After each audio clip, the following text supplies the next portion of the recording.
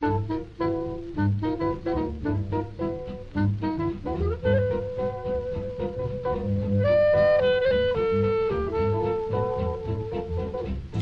guys, Jonah here, back with a beer review. We're going to start an odyssey into kind of American kind of ish beers. Do I say classic American beers?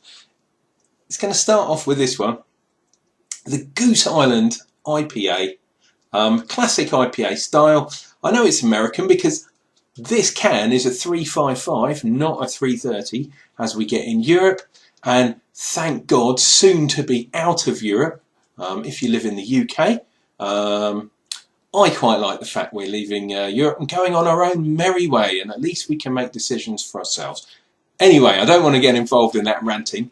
We're going to go over and look at these. Now, Goose Island, you might think, oh, fantastic, really good kind of craft beer from over in America, Chicago, I believe. Well, last year, 2016, Goose Island were bought by the conglomerate, which is an Anheuser-Busch, and they're merged with InBev, so they're this massive thing.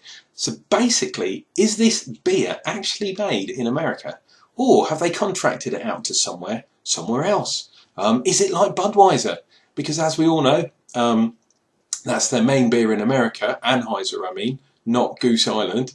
Or over in sort of this side of the pond, as you like, Stella Artois. Is it French? No, not anymore, because they've been bought out by Anheuser as well.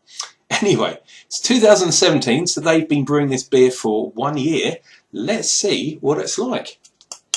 First of all, they've changed the logo as well. It didn't used to be like that on the cans and the bottles as well. Oh, nice hiss. Oh my God, the aroma is definitely, oh, I was going to say definitely Cascade, but I think that might be a mix of hops. I think, if I remember rightly, because I've drunk this beer before, I believe that there's some Centennial in here as well. So, because it's an American beer, I'm putting it into a classic English pint pot, and as we can see, a little bit cloudy, and that's not because I have a dirty glass. Look at how crystal clear that is. Yeah, it's just because they put mega amounts of hops in there. Now, a lot of people say cans. Do they affect head retention? Well, I'd say that's kind of a finger's width of head. Lovely colour though. Can you just about see in there? Lovely, lovely, lovely colour. Dissipating head, unfortunately. Oh, beautiful, beautiful. Yeah, this, I definitely think now, this is a mixture of Cascade and Centennial, for which some of you guys will call Super Cascade, because I believe Centennial, one of the parent plants was the Cascade, and one of them was, I think it was a Goldings variety, something like that. Or it's definitely an English type variety anyway. But that aroma is definitely the kind of American, dare I say, West Coast style, even though this was from Chicago. Let's dive in.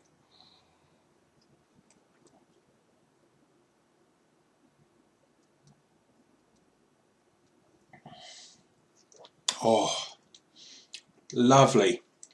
It's got that kind of, yeah, it's definitely that crossover with the Cascade and the Centennial. It's not a 3 C's. I think there's a kind of lagering hop in here as well. I think a Styrian variety, Styrian Golding perhaps.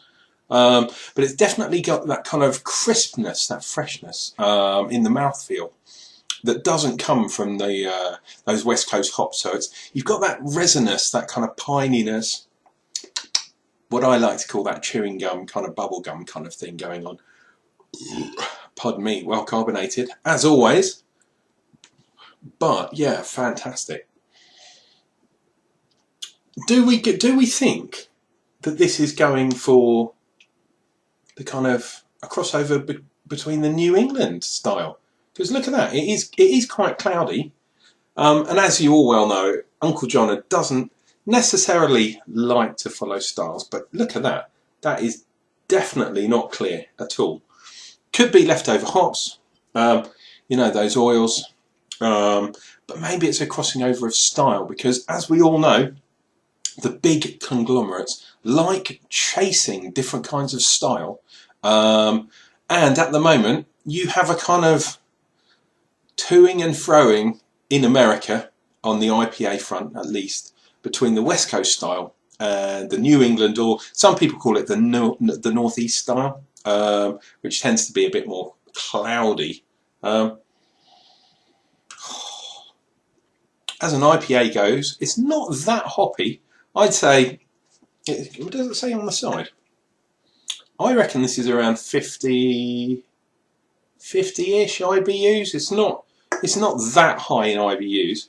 Still quite hoppy though. I mean, your hop virgin will definitely go, ooh, this doesn't taste like that lager that I usually drink. Goose Island, it's available everywhere now.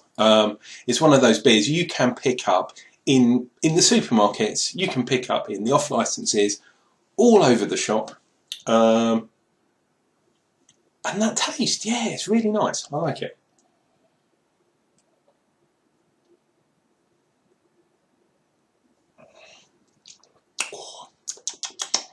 The other thing is, it's reasonably, for a small can, it's reasonably alcoholic.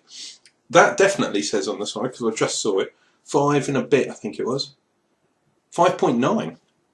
So almost 6% on the ABV, and they sell these in 6-packs from the supermarket. You're probably looking maybe £1.50 each, because they're only small little cans. If you're buying a 6-pack of them, there's surely deals to be had. I'd say you might be able to pick them up for about £1 a can if you're buying them in bulk. So, you know, £6 for a 6-pack, something along those lines. Personally, I'm not a hophead. So, could I drink 6 cans of this in one go?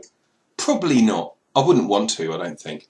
You're definitely getting that resinous taste. I can taste it just on the tips of my tash. But yeah, if you're not sure about the style, and you live, say, in the UK or somewhere that doesn't have IPAs, and my God, you know, everywhere does IPAs these days, Goose Island is a good classic version of the American style. It's not like a traditional British IPA, but hey, we can't have those kind of beers anymore. They just do not exist. I think you should go and try one of these. They are quite cheap. It is definitely, it's a macro beer. There is no hiding the fact that it is a macro beer. Can I taste any malts? Not really. They're going to be using just a bog standard pale malt in there. I don't think they've even got any, I mean it's quite light, but I don't think they're going to be using any kind of colourant in that at all. So it wouldn't surprise me if they're only using pale malt, you know, with nothing added at all. That said, there is a tiny bit of sweetness, kind of sugariness left on the palate, so perhaps they're adding a little bit of sugar as well, back sweetening a touch, I don't know. Nothing would surprise me in the world of macro beers these days, and it's such a shame because they are buying all the small craft breweries, they're buying loads of them, and even the big ones too are joining together into these huge, vast conglomerates. And basically, over time, that means your beer is going to suffer. They're going to charge craft beer prices, but they're not going to use craft beer ingredients. At the moment, this is kind of only a year into this kind of cycle. So I think if you really want to try the style as it kind of was supposed to be, grab your hands quickly. If not, it's going to change real soon. Anyway, guys, cheers and beers. Uncle Jonah back on the airwaves once more. We're going to return some real soon with some more beer reviews. Until then, take care, guys. Make sure you drink some beer. Some lovely, lovely beer.